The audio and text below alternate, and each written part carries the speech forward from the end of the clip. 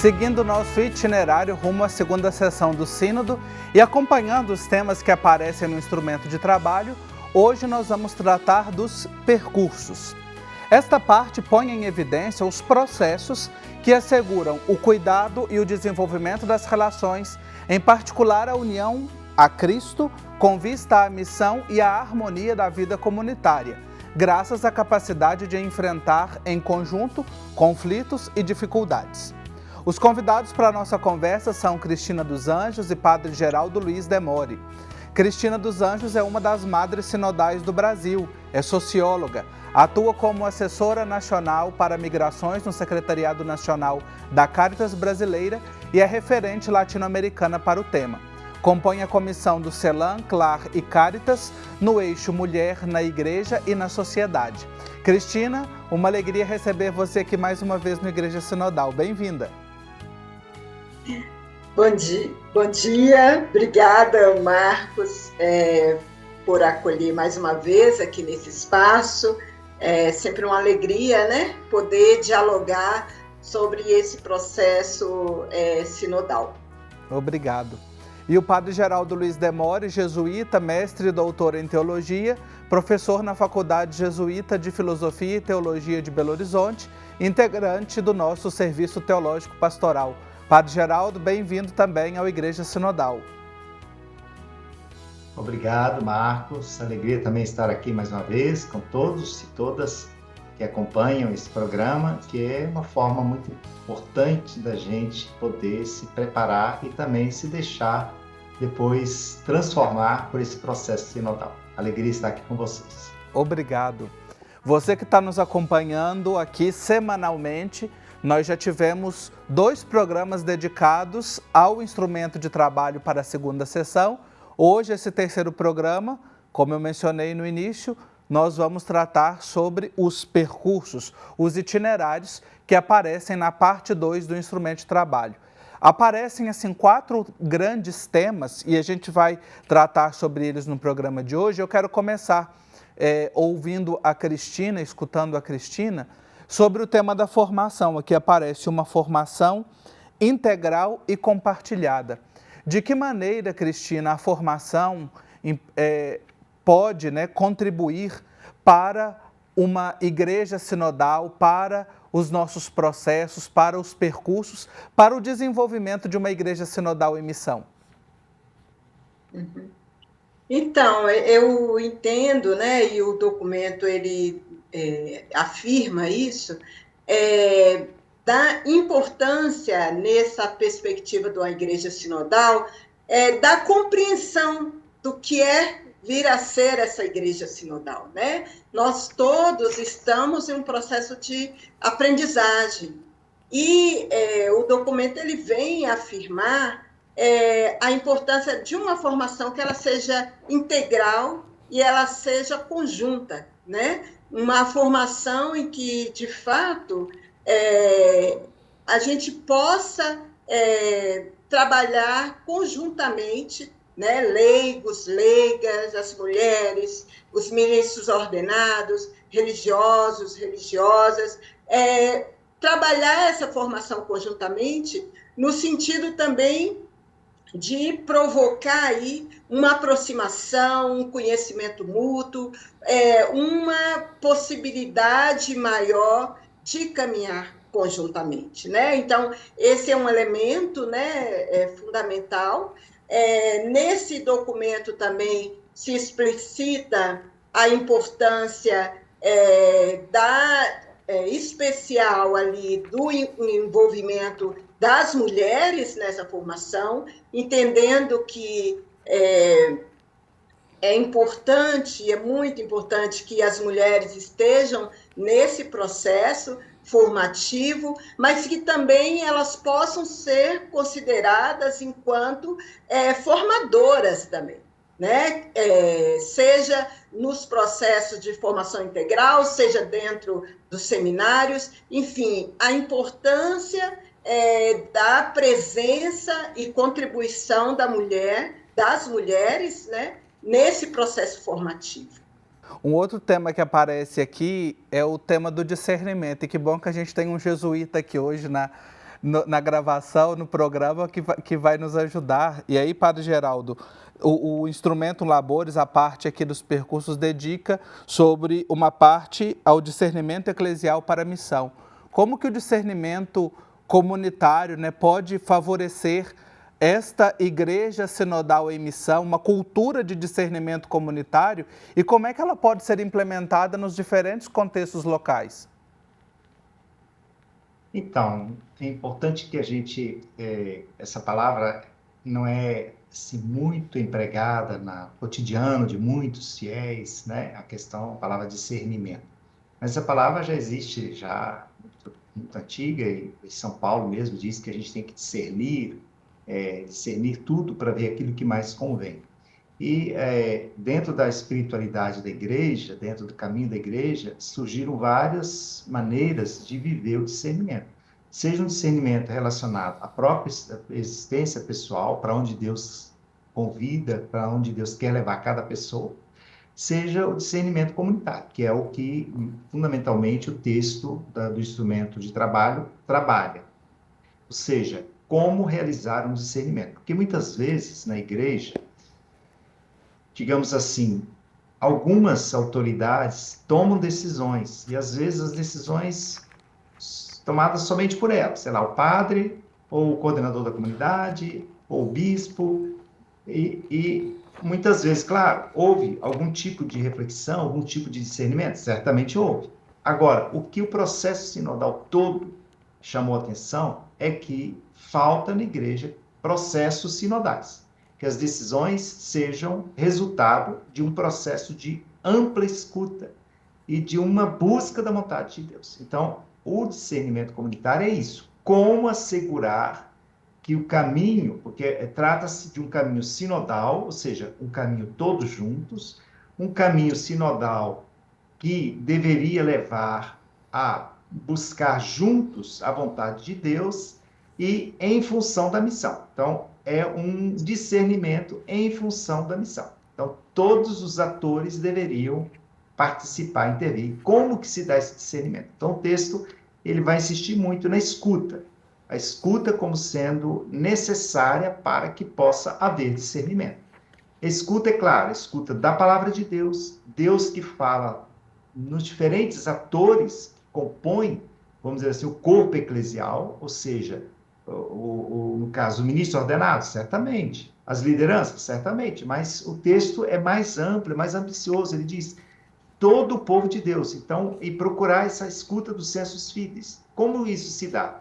Se dá através da escuta naquilo que é o cotidiano da comunidade. A comunidade se encontra para celebrar cada semana, então fala da liturgia, valoriza muito a escuta na liturgia, a escuta dos sinais dos tempos. Os sinais dos tempos a gente precisa também, claro, procurar ver quais são os sinais dos tempos. Os sinais dos tempos são aqueles eventos, aqueles acontecimentos, aqueles movimentos que estão acontecendo na sociedade e dentro da igreja que demandam esse discernimento. E depois, o texto vai insistir muito também, que eu achei muito interessante, que o processo de discernimento não pode ser o que ele vai chamar assim. O discernimento comunitário não é uma técnica de organização. Ou seja, não se trata de simplesmente fazer uma técnica para tomar decisões, mas se trata de buscar realmente o que Deus quer da comunidade. Quais são os elementos? Aí ele vai apresentar vários elementos que eu achei assim, muito importantes, que o texto apresenta, né? Primeiro, uma vida de oração pessoal e comunitária. Então, discernimento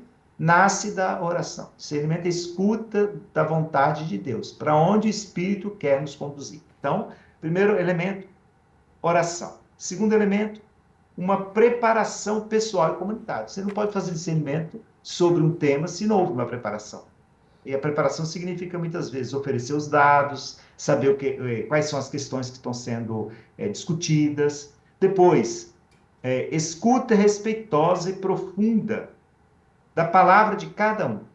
Então, muitos de nós nos surpreendemos com a primeira sessão do ano passado, que aconteceu ao redor daquelas mesas, ao redor de um método chamado conversação espiritual ou conversa no espírito. Ou seja, o que significa aquelas mesas? Significa o quê? Cada pessoa escuta a outra. E essa escuta ela é muito importante. Depois, outro momento, procurar o consenso. E o consenso é realmente complexo. Como eu vou encontrar o consenso? Então, muitas vezes o consenso é difícil, porque tem muitas opiniões sobre aquele tema que está sendo discutido. Então, a partir da escuta de todos, se busca encontrar, bom, mas para onde que Deus está querendo nos conduzir? Para onde que Deus realmente quer nos levar, enquanto comunidade, com relação a esse tema específico, né? Então, o texto fala também de ter os pés na terra, não fazer discernimento de coisas assim muito aéreas, mas que seja realmente em cima de questões vitais para a comunidade, e que precisa de haver uma espécie de conjugação entre esse momento de escuta, de busca de consensos e depois as decisões. O texto dá muita importância. Como a igreja tem uma hierarquia, dá importância à função daquele que tem essa missão na igreja, o padre, o bispo. Eles, digamos, as decisões às vezes podem ser corroboradas por ele ou podem ser tomadas por ele, mas depois de haver todo um discernimento. Então, sim, isso eu achei assim, muito importante, que a gente precisa redescobrir, porque infelizmente se assim, difundiu muito na igreja, sobretudo na igreja do Brasil, que as decisões estão sendo tomadas cada vez mais por grupos pequenos e não tanto por um processo de discernimento. Uhum. Maravilha, esses elementos que você destaca, Padre Geraldo. Para mim, me chamou muita atenção quando traz aqui a expressão, assim como na formação, que não existe, que não é abstrata, mas com os pés na terra. É algo muito nosso, né? Parece que foi escrito por alguém do Brasil, alguém de Minas Gerais, porque é muito, né, do concreto, do chão, de tocar a realidade. Nós vamos fazer um intervalo bem rapidinho e já já nós continuamos a reflexão sobre os percursos no processo sinodal. Até já.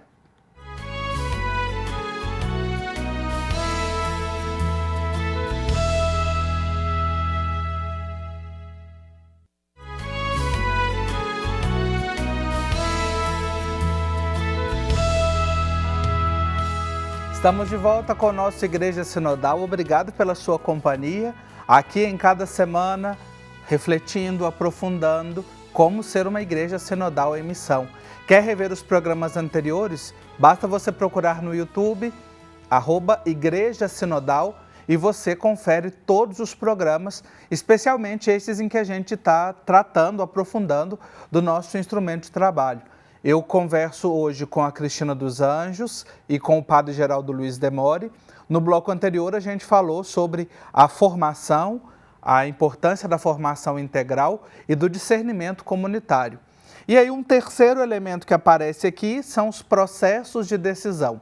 Quero trazer novamente a Cristina dos Anjos, ela que é uma das nossas madres sinodais do Brasil, juntamente com a Sônia, presidente do CNLB.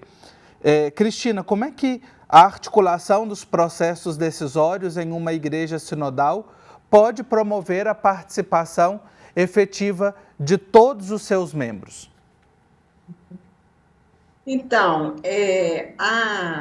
o documento ele também fala muito, né, dessa parte que é super importante, no sentido, inclusive, de uma conversão, de uma mudança de perspectiva, né, de construir um caminho diferenciado, porque essa perspectiva da decisória, ela numa igreja sinodal é muito importante que a gente consiga trabalhar numa perspectiva comunitária, né? Não existe numa igreja sinodal essa perspectiva de que somente ali a autoridade eclesial é a que toma a decisão de uma ou outra situação. E é muito importante que nos processos decisórios sejam envolvidas todas as pessoas, né? Na sua diversidade, todas as pessoas possam participar desses processos. E um primeiro elemento que o documento traz é a importância da transparência. Nós não temos como participar de fato, de um processo decisório se nós não temos todas as informações, se nós não temos a possibilidade de conhecer profundamente a situação, de rezar aquela situação, de pedir, né, ao Espírito que nos oriente naquela tomada de decisão, que a gente possa, de fato, escutar todas as pessoas nas suas compreensões e na perspectiva de saber o que cada um pensa daquela situação, daquele problema, e tomar, de fato, uma decisão conjunta. A gente sabe que a autoridade eclesial, o bispo, ele tem essa responsabilidade final, mas ele pode e deve fazer isso, tomar essa decisão, a partir de um diálogo com a comunidade, no mais amplo que for possível, né? Inclusive, nessa discussão, vai estar sempre uma pergunta, por exemplo, daquelas pessoas que estão à margem, né? Como que, por exemplo, as pessoas empobrecidas também são parte desses processos. Onde escutá-las? Então, assim, tem também um desafio que garantir que os processos decisórios eles não sejam definidos, tomados por um grupo pequeno ali que está ao redor da autoridade eclesial, mas que, de fato, seja possível abrir um diálogo nessa perspectiva mais sinodal. Este elemento que a Cristina traz para nós, ele é importantíssimo. E tem uma frase aqui, Cristina, que eu quero compartilhar do texto, que aparece no parágrafo 69, que eu grifei, né? Na igreja, o exercício da autoridade não consiste na imposição de uma vontade arbitrária, mas enquanto ministério ao serviço da unidade do povo de Deus, constitui uma força moderadora na busca comum das exigências do Espírito, né? A Cristina falava para a gente a necessidade de que esses processos sejam compartilhados, né, sejam as tomadas de decisões, né? O texto já afirma que não é fácil, ele já começa nessa parte, já diz que é difícil de se implementar essa cultura, mas não podemos desistir e acho que a Assembleia Sinodal vai nos trazer elementos. E aí um outro ponto, né, que você mencionou, e eu quero trazer o Padre Geraldo para a conversa, que é o quarto ponto que aparece aqui nesta parte dos percursos, que é a questão da transparência e a prestação de contas. Padre Geraldo, como a transparência e a prestação de contas podem fortalecer a confiança, a corresponsabilidade também dentro de uma igreja sinodal? Então, esse tema ele se tornou bastante importante ao longo do processo sinodal e por várias razões. Primeira razão que o texto dá é que deveria fazer parte da cultura eclesial, porque, inclusive, ele traz um exemplo que acontece lá nos Atos dos Apóstolos, quando Pedro vai à casa de Cornélio, porque havia conversão dos pagãos, e aí Pedro tem que voltar e prestar contas do que ele fez lá na comunidade. Não eram contas do ponto de vista econômico, mas eram contas do ponto de vista pastoral, e ele faz uma prestação de contas. Então, o texto traz essa imagem, essa experiência aí do Novo Testamento, para associar a prestação de contas e a transparência e a avaliação, que é outro tema também importante, a algo que também se difundiu, infelizmente. A gente sabe que na igreja tem tido processos muito dolorosos de encobrimento relacionados a abusos de menores, parte de membros do clero ou da vida religiosa, e abusos também de consciência. Então, essa política da transparência, inicialmente ela tem sido instaurada ao redor desse tema aí dos abusos. A Igreja Católica criou uma série de protocolos, todas as instituições no mundo todo têm sido bastante forte assim, criação de uma cultura da transparência nesse sentido, e dos protocolos que assegurem que não haja abusos, né? Abusos tanto de menores, abuso sexual de menores, quanto também a questão de abuso de consciência. Mas, curiosamente, acrescentou-se nesses últimos, assim, acho que foi ao longo do processo, tanto na primeira sessão do ano passado, como ao longo desse ano também, que tinha sido uma demanda, que haja transparência econômica, porque muitas vezes não se sabe onde o dinheiro está sendo investido, onde está sendo trabalhada a questão, sei lá, se pede dinheiro para a comunidade, sempre se pede dinheiro. Então, como que esse dinheiro está sendo aplicado, né? Então, aparece essa questão aí muito forte e que eu acho que é interessante, porque ela mostra a necessidade que os conselhos econômicos funcionem, mas não funcionem somente internamente, ou seja, tem um conselho econômico assim pro forma, às vezes da comunidade, às vezes da diocese, às vezes da paróquia, mas que seja realmente, porque ele diz assim, olha, tem que apresentar o balanço, né, de preferência, sei lá, de tantos em tantos tempos, para que a gente saiba quais são os recursos dos quais dispomos, como estamos utilizando esses recursos. E isso tem que ser feito, né? E depois, outra dimensão que eu achei muito interessante, que aparece também, é a dimensão da avaliação. E a avaliação, ela não diz respeito somente a aspectos, vamos dizer assim, administrativos. Eu achei interessante que a avaliação aparece numa dimensão mais, que tudo está em função da missão. Então, como nós estamos sendo uma igreja realmente missionária, uma igreja que está evangelizando. E para isso, claro, a dimensão da prestação de contas e da avaliação, que é uma questão que aqui na América Latina, o Marcos falou, né, que a gente tem muitas práticas de avaliação, né? Antes a gente falava ver, julgar, agir, avaliar. A gente acrescentou Sim. aqui na América Latina, né? E isso tem sido comum, mas também se perdeu muito nos últimos tempos, né? Muitas vezes as pessoas se contentam somente em ser meros, vamos dizer assim, fazedores de tarefas, mas não há avaliação de fundo.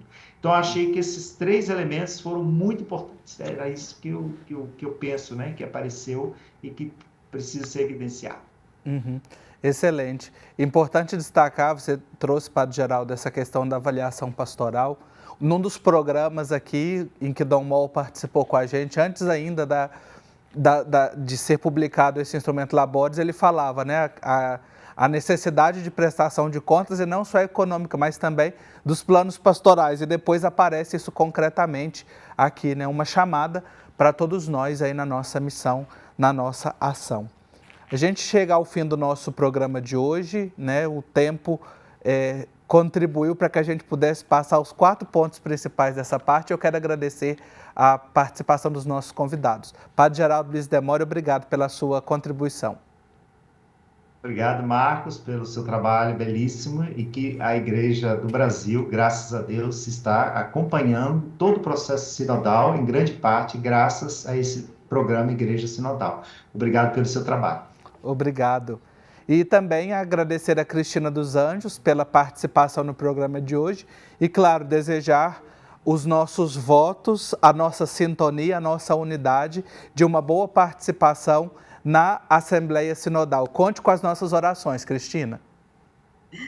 Obrigada, Marcos. Eu sinto que o sínodo ele foi muito feliz em definir 2 etapas para nos ajudar nesse amadurecimento, né, da reflexão e da compreensão desse papel nosso no sínodo. Eu vou para essa 2ª etapa com uma outra sintonia, entendendo, inclusive, melhor esse nosso papel na construção dessa proposta do sínodo, entendendo que nós somos igreja em caminho, né? E em caminho significa a gente ir aos poucos construindo mudanças que precisam ser feitas. Então, obrigada pelos desejos aí, e a gente espera, de fato, poder contribuir nessa 2ª etapa, que entendemos que ela será muito importante na indicação